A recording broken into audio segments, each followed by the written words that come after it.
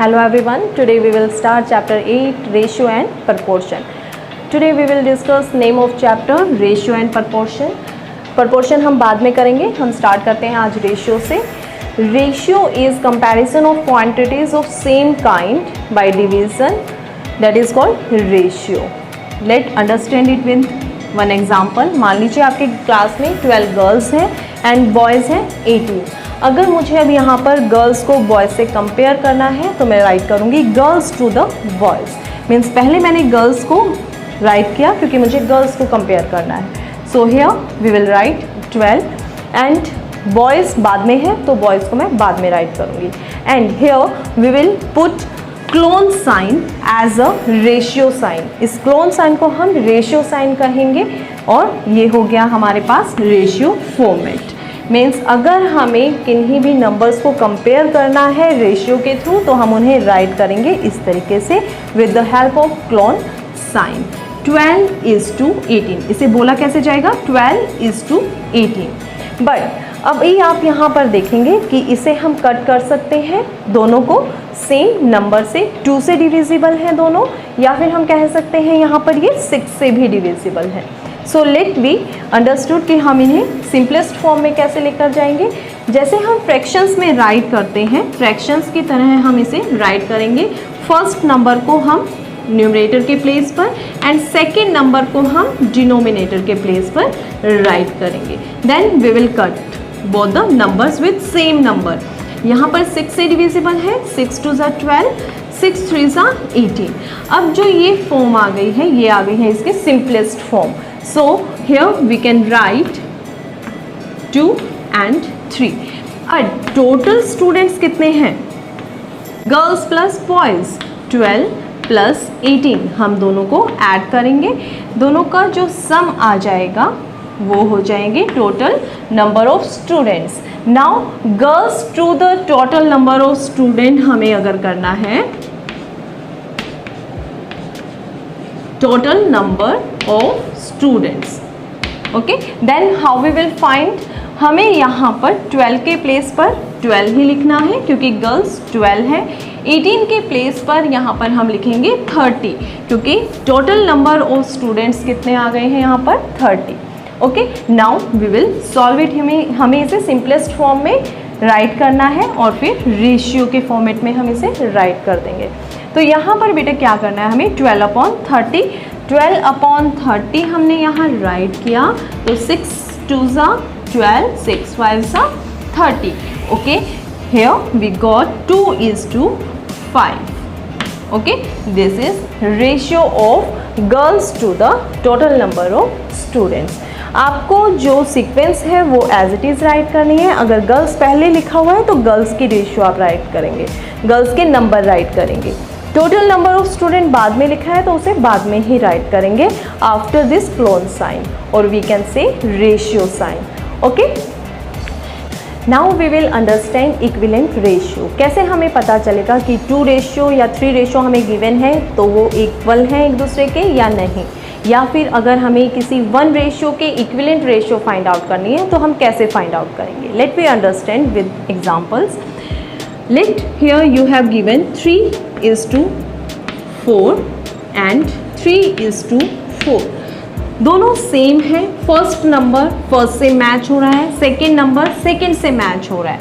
So here you can say both are equivalent to each other.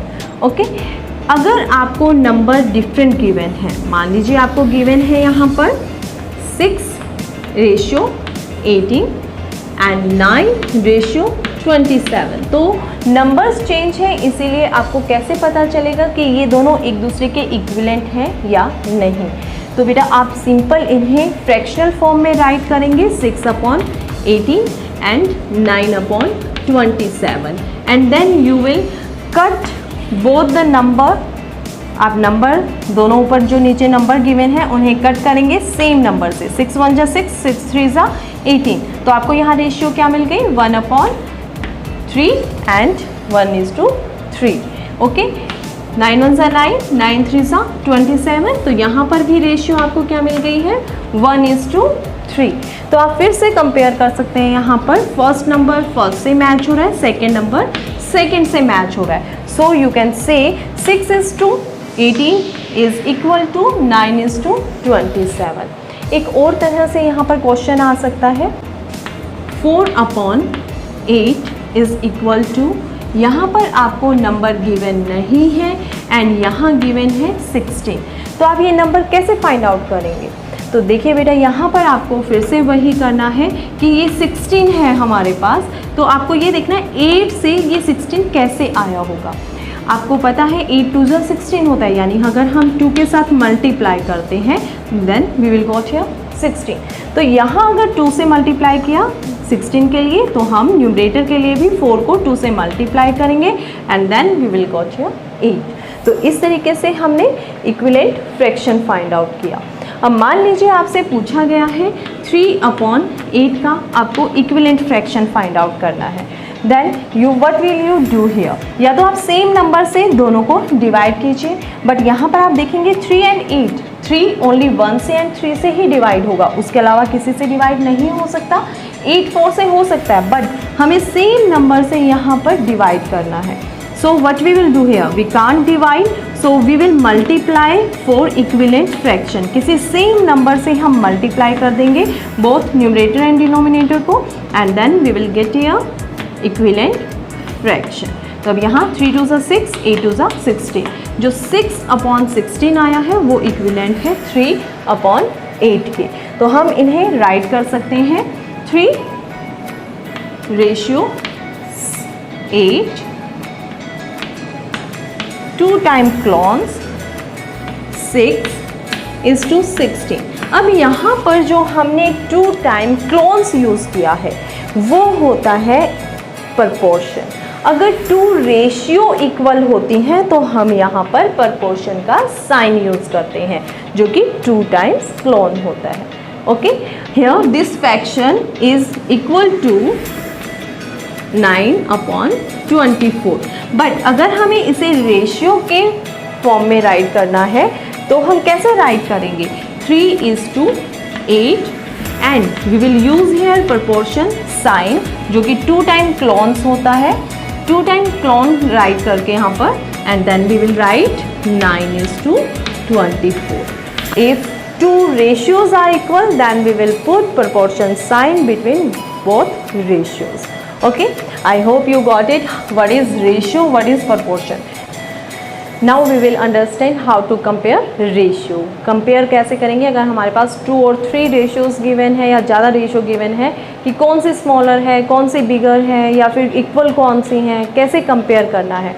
Let we understand with one example. We have given here 2 ratios. 2 ratio given है 2:3, 3:5.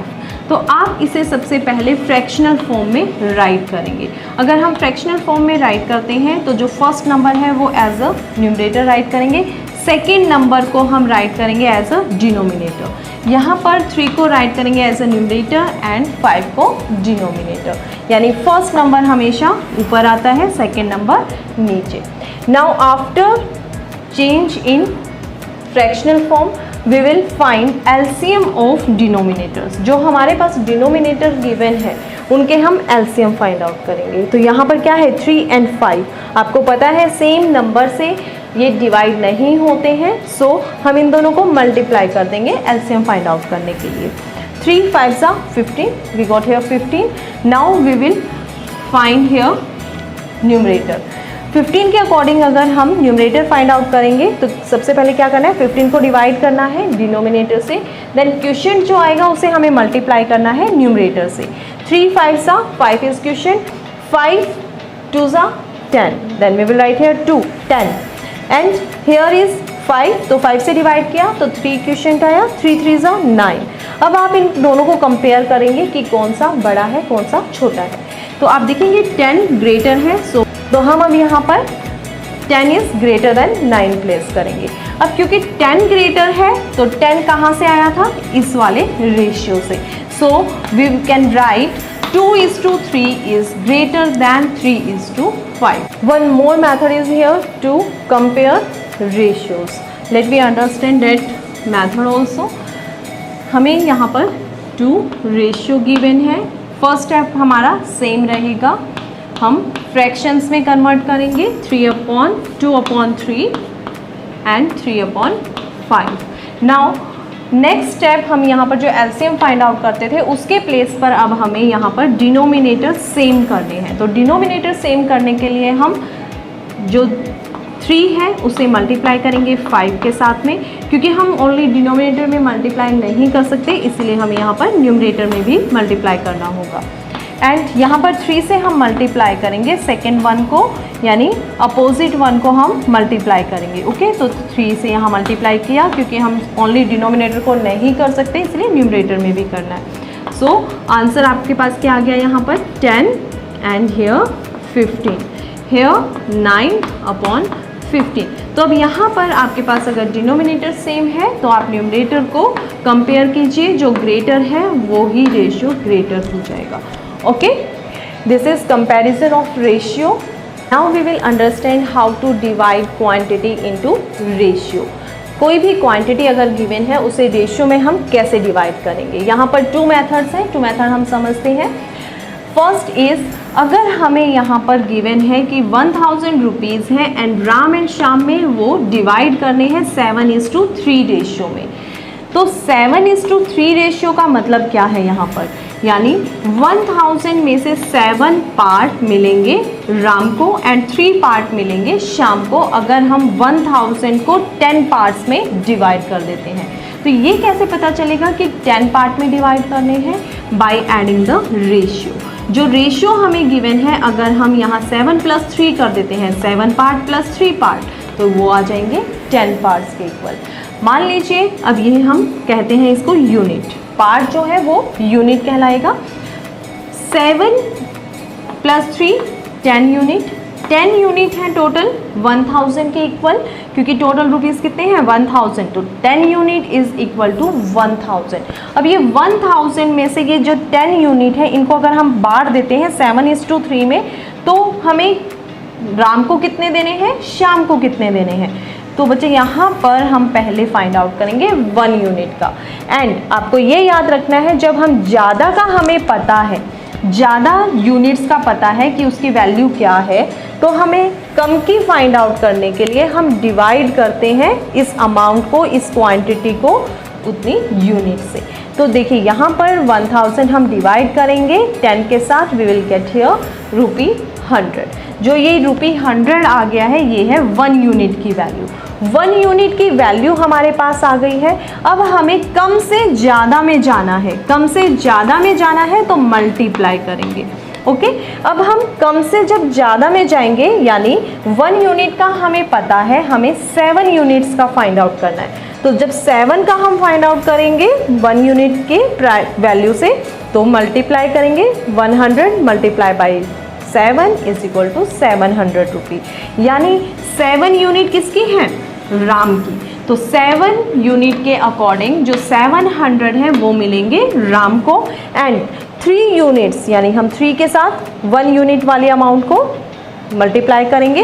Here we got 300, तो 300 मिल जाएंगे श्याम को। This is method 1। Okay, now we will understand method 2। Method 2 में भी same है, 7 + 3 हम करेंगे 10, and now we will write here, क्योंकि हमें यहाँ पर 10 की वैल्यू पता है। 10 की वैल्यू क्या है 1000, तो 10 की वैल्यू हमें पता है, तो हम नीचे लिखेंगे 10, 7 को ऊपर लिखेंगे क्योंकि हमें 7 की वैल्यू फाइंड आउट करनी है।